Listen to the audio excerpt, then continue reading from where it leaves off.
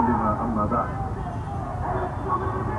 আজকে যেই লক্ষ্য নিয়ে আমরা এখানে একত্রিত হয়েছি, আমি অতি অল্প সময়ে মৌলিক কয়েকটা বার্তা দিয়ে আলোচনার ইতি টানব। 1 নম্বর বিষয় হল ইসরায়েল এবং ফিলিস্তিনের ভেতর যে যুদ্ধ চলছে, এবং এই যুদ্ধের ক্ষেত্রে আমরা শুধুমাত্র যুদ্ধবন্ধের দাবি করছি না, বরঞ্চ আমরা মনে করি, ইসলামে বিশ্বাসকে সামনে রেখে মনে করি এবং বাস্তবতার আলোকে মনে করি, এই জারজ রাষ্ট্র, দখলদার রাষ্ট্র ইসরায়েলের নাম নিশানা যতদিন এই মিডল ইস্ট থেকে এই ক্যান্সারকে দূর না করা হবে, ততদিন পর্যন্ত এই সমস্যা, এই সংকটের সমাধান কোনো কিছুর মাধ্যমেই হবে না।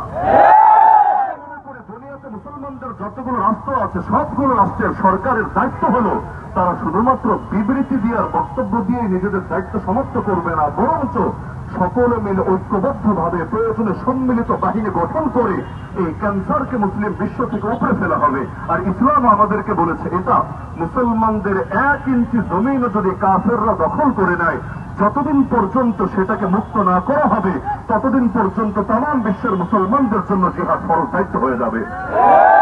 যতদিন পর্যন্ত মসজিদ আকসা মুক্ত স্বাধীন না হবে, ফিলিস্তিন স্বাধীন না হবে এবং হারিয়ে যাওয়া প্রতিটা ইঞ্চিকে মুক্ত না করা হবে, ততদিন পর্যন্ত আমাদের আন্দোলন, সংগ্রাম এবং জিহাদ চলবে ইনশাআল্লাহ। দ্বিতীয় বিষয় হলো পার্শ্ববর্তী রাষ্ট্রে এই হিন্দুত্ববাদীরা ওদের রাজনীতির সূচনাই করেছিল মসজিদ ভাঙার ডাক দিয়ে। বাবরি মসজিদ ভাঙা এটা শুধুমাত্র ওদের সাধারণ কোন কাকতালীয় ঘটনাই ছিল না, বরং এটা ছিল ওদের হিন্দুত্ববাদী রাজনীতির মূল ভিত্তি।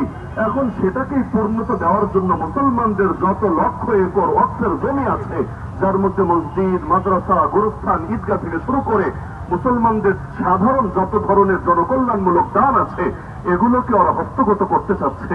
আমি তো মনে করি পিপিলিখার পাখা গজায় মরিবার তরে। মসজিদের বিরুদ্ধে নামে নাই, আল্লাহর বিরুদ্ধে নেমেছে। ওরা মূলত মাদ্রাসা দখলের মিশনে নামে নাই, আল্লাহর বিরুদ্ধে যুদ্ধে ডাক দিয়েছে।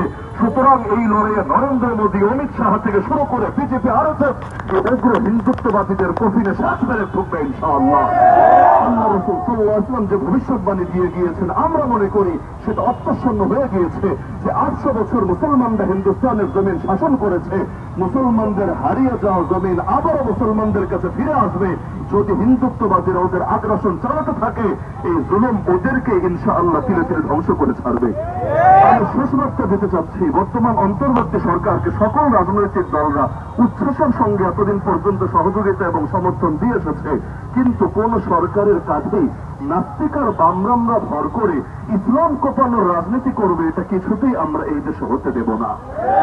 সরকারের প্রতি আমাদের সমর্থন থাকবে যতদিন, ইসলামের ব্যাপারে তারা উদারতা দেখাবে যতদিন, কিন্তু সরকারের কাজে ভর করে এই যে নারী বিষয়ক সংস্কার কমিশন যে প্রস্তাবগুলো জমা দিয়েছে, যার মধ্যে ইসলামের ওয়ারিসের আইন থেকে শুরু করে বিবাহ বিচ্ছেদ থেকে শুরু করে প্রত্যেক বিষয়ে ধর্মকেই বৈষম্যের মূল ভিত্তি হিসেবে চিহ্নিত করা হয়েছে।